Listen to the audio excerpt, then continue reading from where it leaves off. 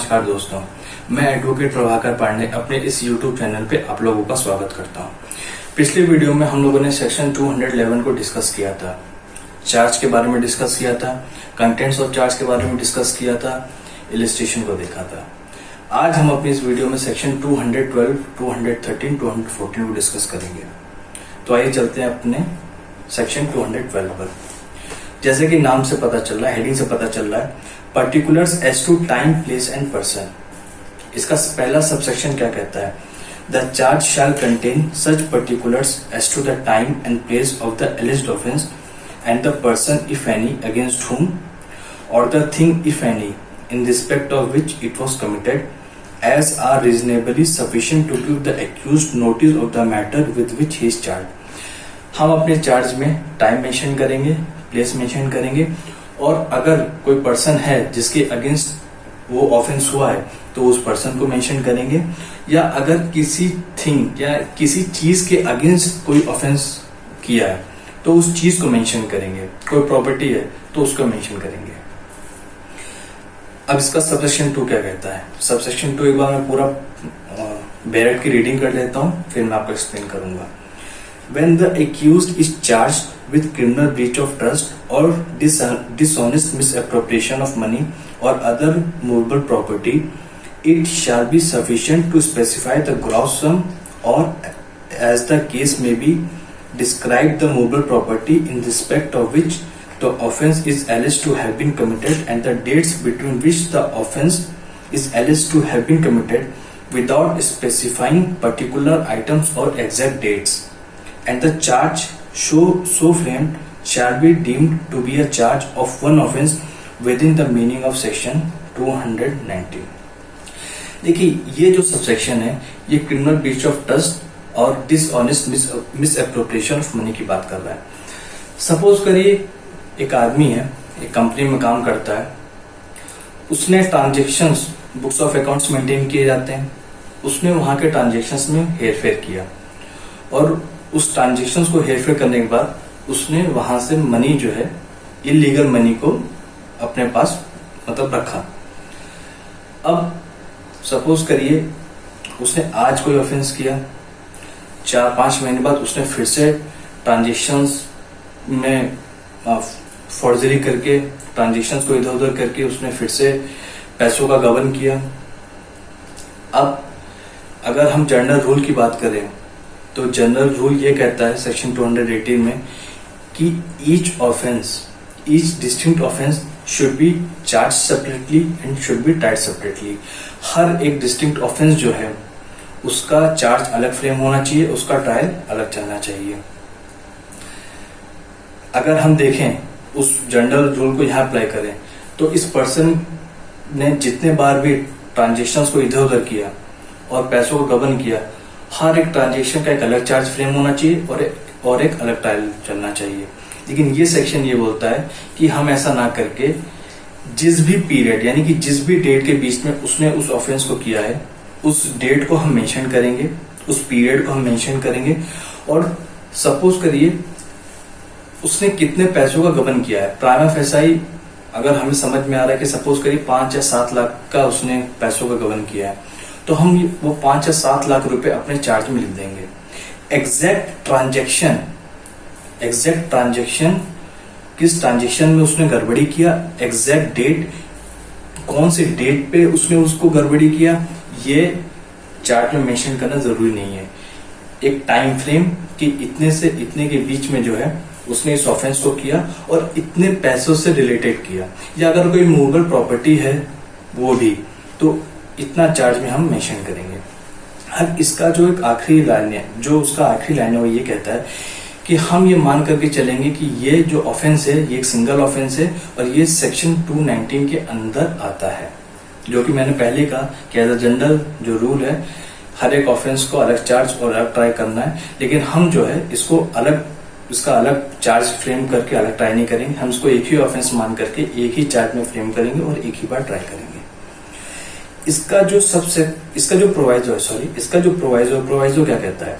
Provided that the time included between the first and last of such dates shall not exceed 1 year. देखिए ये जो है ये आपका प्रीलिम्स का मोस्ट इम्पोर्टेंट है, ये प्रीलिम्स में पूछ लिया जाता है कि जो टाइम है वो 1 साल से ज्यादा नहीं होना चाहिए। सपोज करिए आज उसने ऑफेंस किया मनी से रिलेटेड और उसने जो आखिरी ऑफेंस किया वो 8 महीने बाद किया, तो ये जो है ये इसमें कवर्ड है। लेकिन सपोज करिए अगर उसने आज कोई ऑफेंस किया और 1.5 या 2 साल बाद फिर उसने कोई ऑफेंस किया, तो वो इस सेक्शन में नहीं आएगा, फिर उसका अलग चार्ज बनेगा और उसका अलग ट्रायल चलेगा। अब हम चलते हैं अपने नेक्स्ट सेक्शन में, सेक्शन 213 पे। When manner of committing offence must be stated, यानी कि ऑफेंस करने का जो तरीका है, जो मैनर है, वो हम अपने चार्ज में मेंशन करेंगे। When the nature of the case is such that the particulars mentioned in section 211 and 212 do not give the accused sufficient notice of the matter with which he is charged, the charge shall also contain such particulars of the manner in which the alleged offence was committed as will be sufficient for that purpose। यानी कि section 211 and 212 में हमने time, place, offence का नाम हमने सब mention किया, लेकिन उसके बाद भी जो है एक एक्यूज्ड पर्सन को समझ में नहीं आ रहा है कि एग्जैक्टली उसने कौन सा ऑफेंस किया। तो हम जो है उसने उस ऑफेंस को किस तरीके से किया, किस मैनर में किया, हम वो जो तरीका है, वो जो मैनर है, हम अपने चार्ज में उसको मेंशन करेंगे। इसके इलस्ट्रेशन को पढ़ते हैं तो हमें और क्लियर हो जाएगा। पहला illustration, A is accused of the theft of a certain article of a certain time and place, the charge need not set out the manner in which the theft was effected। ए के ऊपर charge लगा कि उसने theft किया है, किस time पे किया है, किस प्लेस पे किया है, वो हम अपने चार्ज में मेंशन करेंगे, लेकिन किस तरीके से किया है वो चार्ज में मेंशन करना इंपॉर्टेंट नहीं है। दूसरा illustration, A is accused of cheating B at a given time and place, the charge must set out the manner in which A cheated B. अब यहाँ पे जो है ए ने बी के साथ चीटिंग किया, एक टाइम पे किया, एक पर्टिकुलर टाइम पे किया, एक प्लेस पे किया, लेकिन हम अपने चार्ट में ये भी मेंशन करेंगे कि उसने जो चीटिंग है बी के साथ उसने किस तरीके से किया, उसको भी अपने चार्ट में मेंशन करना जरूरी है। Illustration C, A is accused of giving false evidence at a given time and place, the charge must set out that portion of the evidence given by A which is alleged to be false. A ने जो है एक false evidence दिया, एक झूठा बयान दिया, तो जो उसने झूठा बयान दिया, जो उसने फॉल्स एविडेंस दिया, उस पोर्शन को जो है हम अपने चार्ज में मेंशन करेंगे। Illustration D, A is accused of obstructing B a public servant in the discharge of his public function at a given time and place, the charge must set out the manner in which A obstruct B in the discharge of his function. A ने जो है B को, B एक public servant है, वो अपने official duty को करने के लिए आया, ए ने जो है बी को उसके ऑफिशियल ड्यूटी को करने से रोका। अब ए ने किस तरीके से रोका, किस मैनर में रोका, ये जो तरीका है, ये जो मैनर है, ये हम अपने चार्ज में मेंशन करेंगे। Illustration E, A is accused of the murder of B at a given time and place, the charge need not state the manner in which A murdered B. A ने जो है B का murder किया, अब उसने murder किस तरीके से किया ये इंपॉर्टेंट नहीं है, टाइम प्लेस मेंशन्ड है चार्ज में, दैट इज सफिशिएंट। अब हम चलते हैं अपने सेक्शन 214 पे। सेक्शन 214 क्या कहता है, words in charge taken in sense of law under which offence is punishable.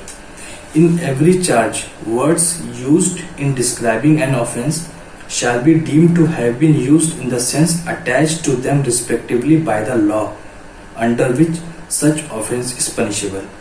देखिए क्या होता है, जब भी एक मजिस्ट्रेट या जज जब वो चार्ज को फ्रेम करता है, तो वो जो एक्यूज पर्सन है जो उसने ऑफेंस को किया है, वो मजिस्ट्रेट या जज जो वो अपने वर्ड्स में उस चार्ज को डिस्क्राइब करता है कि एक पर्टिकुलर आदमी ने इस तरीके का ऑफेंस किया, तो जो उसने वर्ड्स इस्तेमाल किया है उस ऑफेंस को डिस्क्राइब करने के लिए, हम ये मान करके चलेंगे कि वो लॉ के अकॉर्डिंग्स में है। इसका मतलब ये है कि एक्यूज पर्सन आगे चल करके उसको ये चैलेंज नहीं कर सकता कि नहीं, ये जो चार्ज इन्होंने फ्रेम किया है ये उस लॉ के पर्टिकुलर वर्ड्स में नहीं किया है। हम ये मान करके चलेंगे कि जो मजिस्ट्रेट या जज ने जो ऑफेंस को डिस्क्राइब करने के लिए जो वर्ड्स इस्तेमाल किए अपने चार्ज में, वो उस लॉ के अकॉर्डिंग से। मैं आशा करता हूँ ये वीडियो आप लोगों को अच्छे से समझ में आया होगा। अब हम अपने नेक्स्ट वीडियो में सेक्शन 215, सेक्शन 216 और सेक्शन 217 को डिस्कस